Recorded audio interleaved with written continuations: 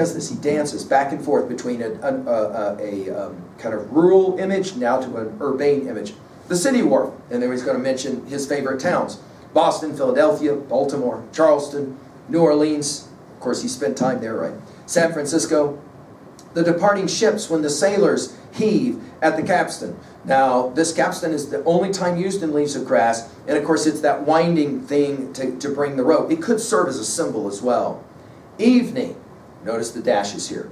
Me in my room, the setting sun, the setting summer sun, shining in my open window. By the way, I'm going to read these again. Pay attention to all the S sounds at 2B, kind of remarkable. The setting summer sun, shining in my open window, showing the swarm of flies suspended, balancing in the air in the center of the room, darting athwart, up and down, casting swift shadows in specks on the opposite wall where the shine is. Again, Whitman is genius craft and his ability to create sound. He wanted these poems to be read out loud. That's why we call these conversations talks with Walt. He wanted them to be read out loud. And in the process of having them read out loud, we're playing obviously around with all kinds of sounds. And then we'll come to the athletic American matron. You'll remember this one from A Woman Waits for Me, sounding very similar. The athletic American matron speaking in public to crowds of listeners, males, females, immigrants, combinations. The copiousness, the individuality of the states, each for itself, the moneymakers, factories, machinery, the mechanical forces, the windlass, lever, pulley, all certainties, of course, emphasizing two things here. The athletic American matron is, by athletic here, we don't mean that she plays volleyball. What he means by athletic is robust, strong, as we've said about, Whitman's love of strength. And this idea of all of the technologies, they're all certainties. In other words, Whitman was convinced that America would lead the world because of its technological advancement, because of the science, right? But notice the tension. We have the individual and we have the collective. And somehow they dance between each other for Whitman. And they always are going to be a problem. And, of course, America's greatest strength. The certainty, he loves this word, the certainty of space, increase, freedom, futurity. That is to say, it's always about looking forward, progress. In space, the Spirides, think about it, it works really brilliantly. It's both the Greek islands as well as, of course, stars that are not actually in constellations. The Spirides, the scattered islands, the stars on the firm earth, the lands, and then he's back to the pronoun my lands, O lands, go back to the end of Pomenoc, right? O lands, all so dear to me. The only other use of that phrase, all so dear to me, is in Song of the Open Road, passage 3 that we saw, right? What you are, whatever it is, I, putting it at random in these songs, become a part of that, whatever it is.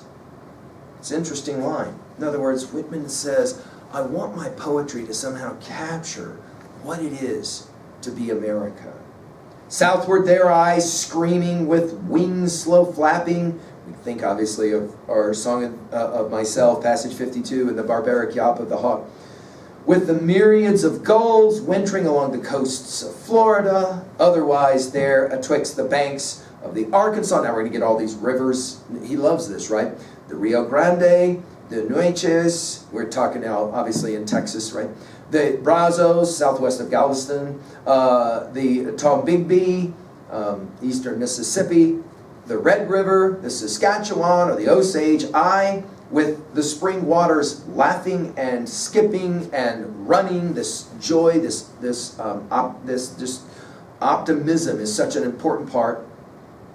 Northward on the sands, on some shallow bay of Pomenoc, with parties of snowy herons wading in the wet to seek worms and aquatic plants, retreating triumphantly, twittering, the kingbird from piercing the crow with its bill for amusement, and I triumphantly twittering. It's interesting that the word twittering gets used now 3 times of interest here, and then out of the cradle endlessly rocking, so make a note of it at 3a. And Proud Music of the Storm, passage 3, we're going to see it again. Hey, just to point out, when we were studying T.S. Eliot's Burnt Norton in 4 quartets, you'll remember in passage 3, not hear the darkness in this twittering world, and a whole lot was said, of course, Once everybody was on Twitter about how T.S. Eliot was so ahead of the times using the word Twitter. Well, I think he borrowed it from this poem. Here, this use of the word twittering twice. The migrating flock of wild geese, alighting in autumn to refresh themselves. Again, the idea of nature's circles. The body of the flock feed. The sentinels outside move around with erect heads, watching, and are from time to time relieved by other sentinels. Again, note the use of the dash. And I, feeding and taking turns with the rest. It's as if he identifies with the birds.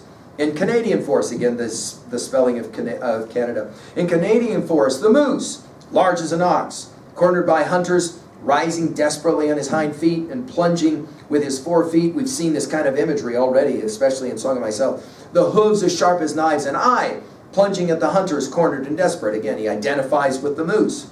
In the Mannahatta, streets, piers. Again, notice he moves from out in the woods, hunting moose. Now we're back to the city. Streets, piers, shipping, storehouses, and the countless workmen working in the shops. And I, too, we're familiar with that phraseology in Leaves of Grass, of the Mannahatta, singing thereof, and no less in myself than the whole of the Mannahatta in itself, singing the song of, notice it's capitalized, these, my ever united lands. It's as if he was just begging against, hoping against hope, that Americans would hear what he had to say, celebrating the United States, and would say, you know what, let's not divide in civil war. And yet, of course, we know tragically it happened. My ever united states, my body, no more inevitably united part to part, and made out of 1,000 diverse contributions, one identity, any more than my lands are inevitably united and made. And then notice it's in all caps. It may be one of the most remarkable single moments in all of Leaves of Grass. One identity. And you'll see it, right? There it is. This is his goal. This is the whole point of writing this poem. He finishes with 8 lists: nativities, climates, the grass of the great pastoral plains, notice capitalized plains, cities, labors, death, animals, products, war, good and evil, dash. These, me.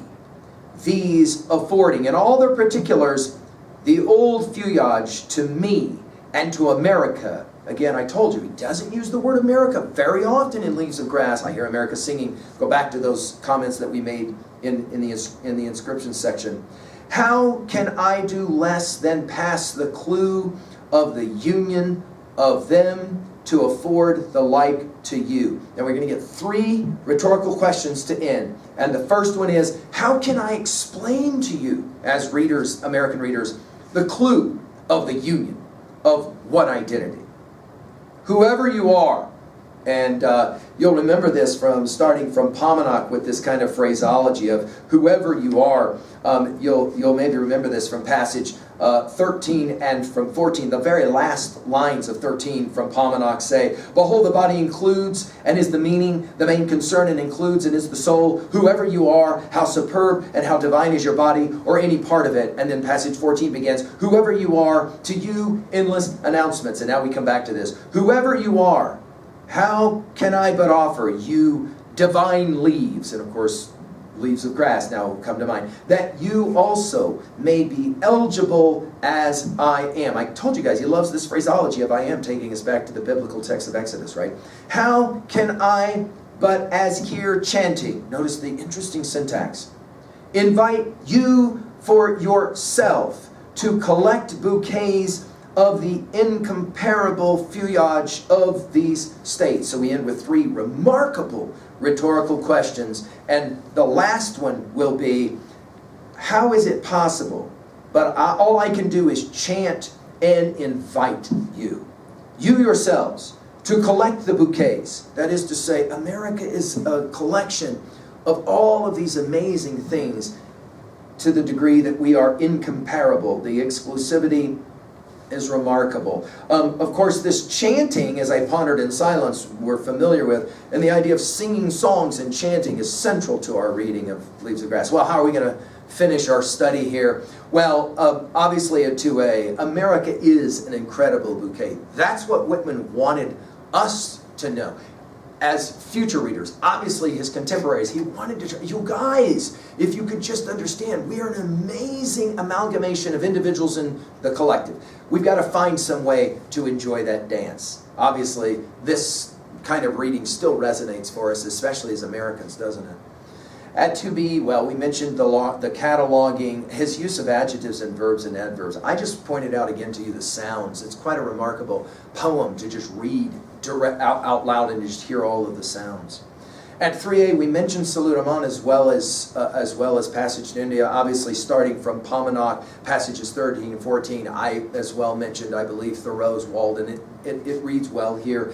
And as we said, I think T.S. Eliot was more influenced by some of these poems in the middle section of Leaves of Grass than we have wanted to maybe sometimes say out loud. Finally, how can we own a poem like this one at 3b?